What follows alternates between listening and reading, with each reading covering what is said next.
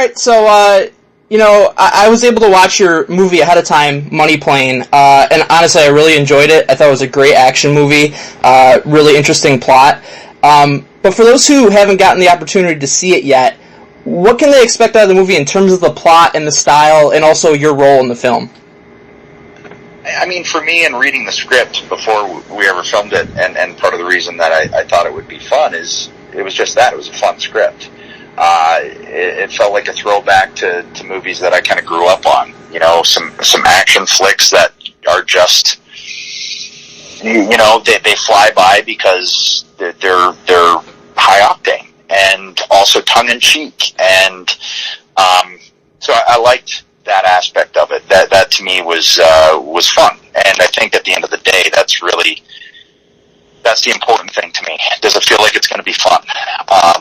And this one did, especially when they said, Kelsey Grammer's playing the villain. I went, oh man, okay, I got to do this. I want to sit down and share scenes with that guy because I grew up on him, and that's my mom's favorite actor, and bar none.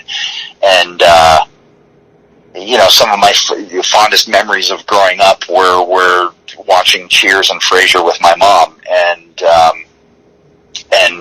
she passed away about a year and a half before I had this opportunity for the movie. And during her chemo, she would say, I just want to go home and watch Frasier. And, so to get this opportunity, I was like, okay, she's pulling strings somewhere. I'm doing this. I can't wait to see him do this character too, because it's so different than I think the character that everyone's used to seeing. And then when you start acting opposite these people, you just realize how iconic they really are in terms of the memories that they supply for all of us. He's also the voice of Sideshow Bob. I mean, he opens his mouth and you just go, whoa. Yeah. I mean, it's it's fun. And I think now more than ever, the world needs some fun. You just need an outlet to be able to forget about everything and forget about the news that is going to be hammered into your brain constantly right now. And I'm not saying put our head in the sand, but we also just need a break every once in a while. And I'd like to think that this movie could be that, because it's just fun. Just turn off your brain for an hour and a half. Absolutely. I'm really glad that you mentioned Kelsey Grammer, because honestly, my favorite interactions in the movie were your stuff with Kelsey Grammer. And I was wondering, working with someone like that, who everybody I think considers like a pro's pro, a very beloved actor like him, is there anything you were able to learn and take away from that you think you'll be able to apply to maybe, future projects? Every project I do, I'm able to find that.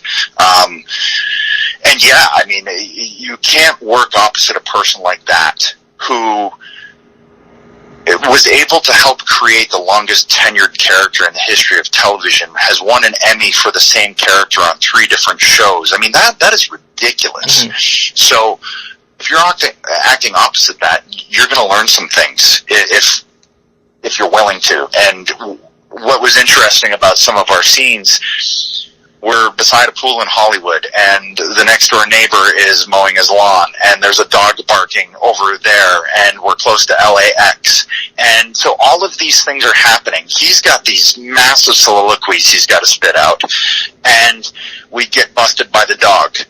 And the dog would stop, and he was able to, boom, right back in, and just stay there. And that, to me, that just comes with experience, right? So to sit across from that and watch how he was able to process that and just roll with it, it was a huge learning experience. And thankfully something that I already felt from wrestling, because you have to be able to adapt on the fly because you're live. And that's really what it felt like this was. Like, okay, we're live, there's a dog, okay, now there's a plane, and he was just able to stay there. I think you might know everything I'm going to ask you next, because you honestly just led right into what I was going to ask you next, which is, there's a lot of people that draw parallels between being an actor, being a professional wrestler, and at this point you've obviously had a lot of experience on both sides of that. So, you mentioned what it's like, being a wrestler and being able to apply that to acting. How about the other side? What can you do when you act in a movie? What do you learn that maybe you could take over to the wrestling side? Well, that's what's been really exciting about being able to come back and wrestle again, is because I feel like I have a whole new tool belt that I didn't have before. All I ever wanted to be was a wrestler. I never had aspirations to be an actor, but I also didn't realize the training that wrestling gave me to go into acting. I couldn't have known what acting would give me to bring back to wrestling. Mm-hmm. Now I do, and it's really exciting. And if there's any positives to pull from this pandemic, because you have to try and find them, for me the positive has been the promos in wrestling with the pandemic, and I can dip into things that I didn't have before and try and bring them forward and try and bring more of a reality to promos instead of the over the top, kind of wrestling thing. I really want to try and bring different layers to it now, and I don't know if I would have even known to do that if I didn't have this experience in trying to hang with a guy like Kelsey Grammer and Thomas Jane, or hang with Gustav Skarsgård on Vikings, and so all of these things that I didn't realize I was learning until I got the okay to come back that I brought with me, and then I started to dip into, and that's been a lot of fun. Yeah, and since your return to WWE, I feel like your promos with Randy Orton, both of you guys have had some of the best promos in the company in a really long time. The intensity and the range of emotions, and I feel like they've just been fantastic. And, I was wondering, how has your acting experience helped you adjust to those circumstances without fans, but also kind of improving on your promo work from earlier in your career when you were already regarded as one of the better promo guys out there? I think it was just bringing in a realism to the promo, and sounding like you actually speak, right. And then finding ups and downs and places to take it, so it's not just one note, and it can't be all angry, and it can't be all somber, and there has to be some fluctuation in there. I think that's one thing that I'm trying to do. Also realizing that if you can find one element of truth in every storyline and use that as your compass, it's probably going to work. Mm-hmm. And the audience is going to feel that. They might not be able to necessarily tap into why, but they're going to know it feels different because you're dealing from a place of truth. And if you can deal from that place of truth and keep that as a thread through, then I think it's going to work. And there's so many elements of truth in this story with Randy, and I think that's why it's working, because we can dip into things that have actually happened and tell these stories that have actually happened. I really did go up to him in St. Louis when his dad brought him, and I was the first guy that went up and said, "Hey man, good to meet you. Maybe we'll get in there someday." That's all true. So many parts of our story, there's just truth to it, and there's so much history there to be able to dip into that it really makes it easy. I can't wait until the challenge of new opponents that I don't have that history with, mm-hmm. and trying to find that spark of truth to latch onto and make it feel that way, the way it has with Randy. Yeah, and on the subject of you and Randy, you guys obviously had just a ton to live up to at Backlash. Your match being called the greatest wrestling match ever before it even happened. And I saw a lot of your comments beforehand about how that wasn't really a thing that you could even strive toward because it's impossible to say what the greatest wrestling match really is. But, I think most would agree that you guys delivered something that truly was great. So how, if at all, for you, did that tagline alter your approach? And also, what are you most proud of coming out of that match? I'll start with proud of. I think we blew away a lot of people's expectations. Mm-hmm. I think a lot of people almost wanted to see us fail. And I feel like we had a hell of a wrestling match. I think it's impossible to say there's a greatest anything when in terms of entertainment or art. What's the greatest painting ever? What's the greatest song ever? What's the greatest band ever? What's the greatest movie ever? Chances are most people are going to say something different. So once I took that out of the equation, don't get me wrong, there's still an added pressure to that.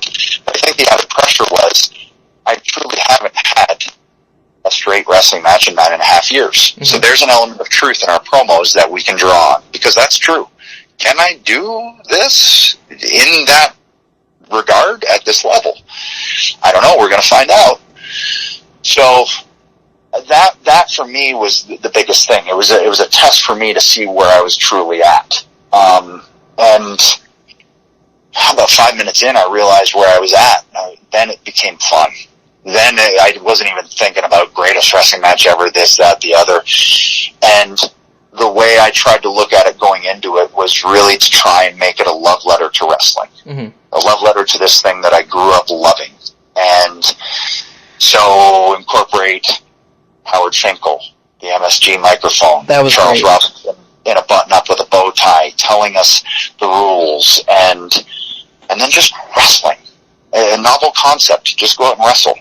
That was really the story. And can Edge hang for the first 5-10 minutes? Doesn't look like it. Oh, he starts to. Oh, and he found Randy's weakness. It's a bad shoulder. Oh, and Randy knows his weakness, the bad neck. That's it. Mm-hmm. That's how simple I think it can be. And then with the little things, that's when you start telling these layered stories.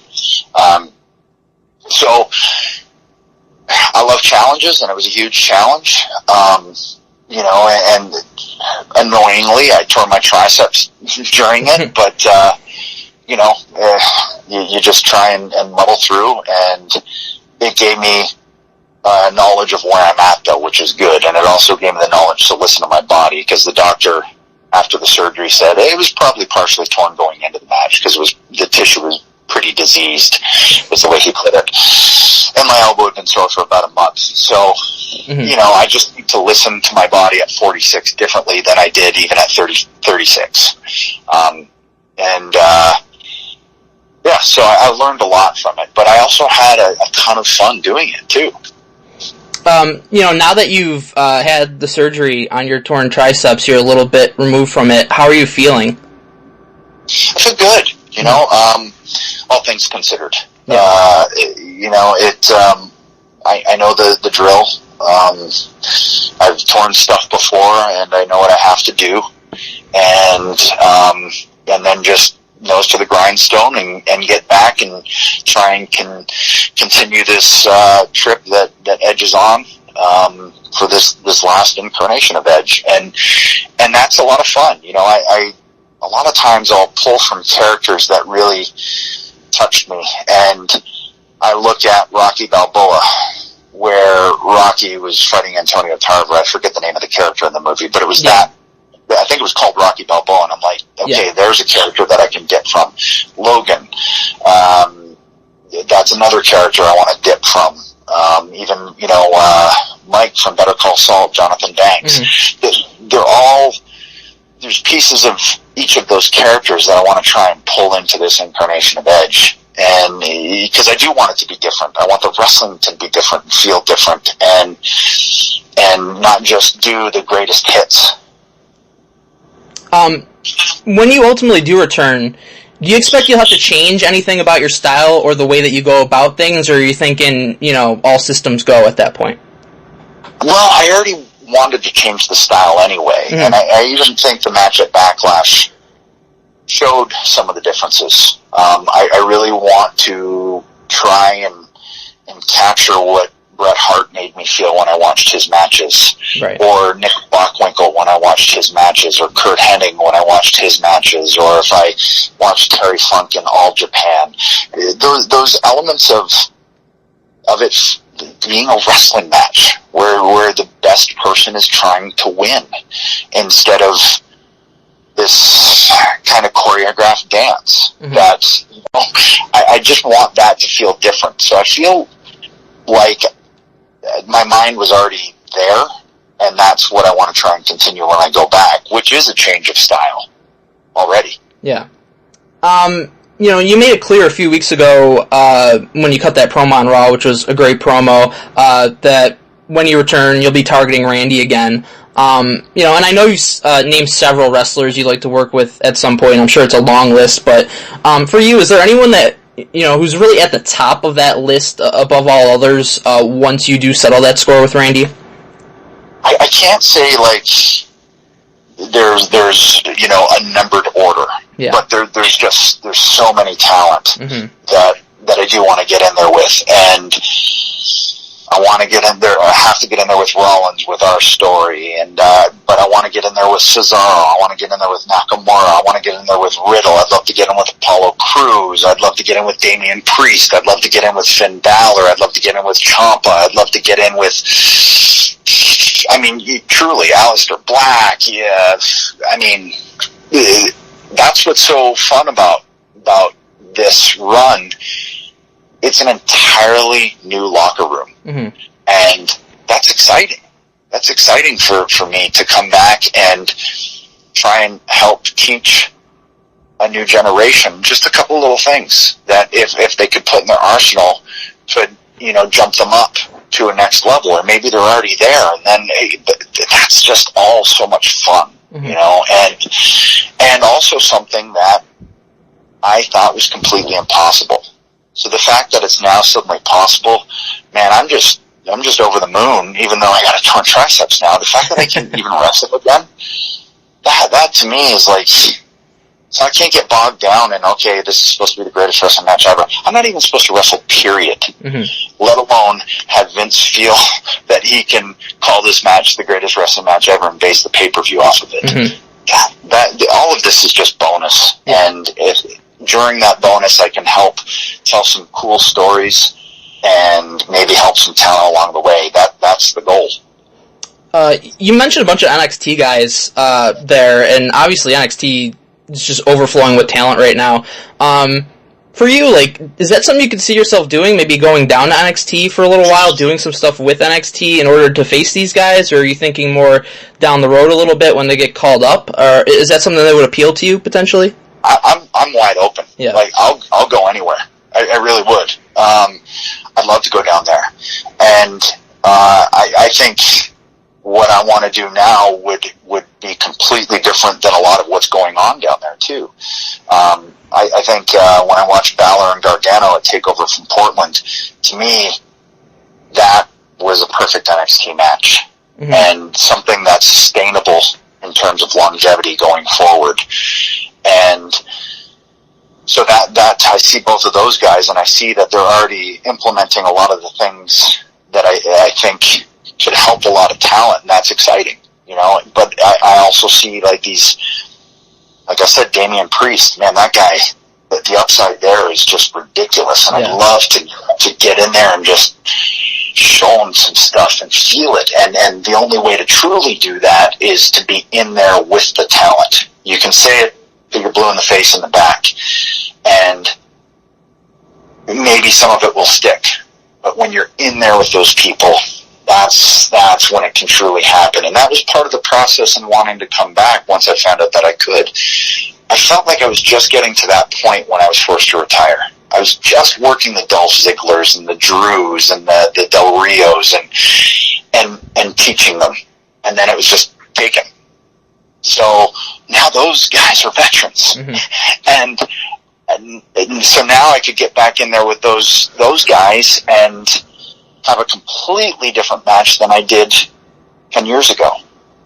But then there's this whole new crop. So yeah, I'll go to NXT for sure. I'll go to SmackDown. I don't care. I just want to get in there with talent that I think could really do something and learn something. Just to put a bow on this, been so gracious with your time, and I appreciate it so much.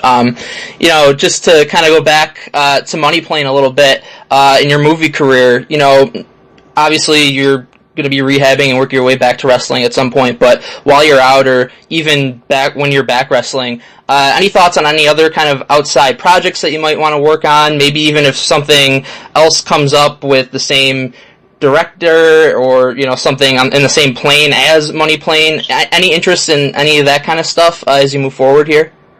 I definitely want to keep acting because I realized in this 9 years how much I love it and how much of a creative outlet it is for me, and it really did make having to swallow that retirement pill much easier. If I can pull off both, I mean that's that's ridiculous. That's a dream come true. And obviously there'd be a lot of juggling and things like that, but I would love that. You know, most importantly, as long as I can be dad and partner first and foremost, and then still pull off all of these other things, great. And let's face it, the window on that is not wide open. So I realize that, you know, when I come back from this, I probably got 3 years to you know, try and get in as much as I can. And also in terms of some of the roles that are going to be coming my way, there's only so long that this old body is going to be able to pull those off. So it feels like the next 5 years or so are going to be fun and busy, and who knows after that. Yeah. I can't get too far down the road. Yeah. You know, thanks so much for doing this. I appreciate it so much. Honestly, a career highlight for me because I've been such a fan of yours for so long. So thank you. Thanks, man. Appreciate it. Yeah. And again, happy Canada Day and have a good one, all right? Thanks. All right. Thank you, guys. Have a good one. You too.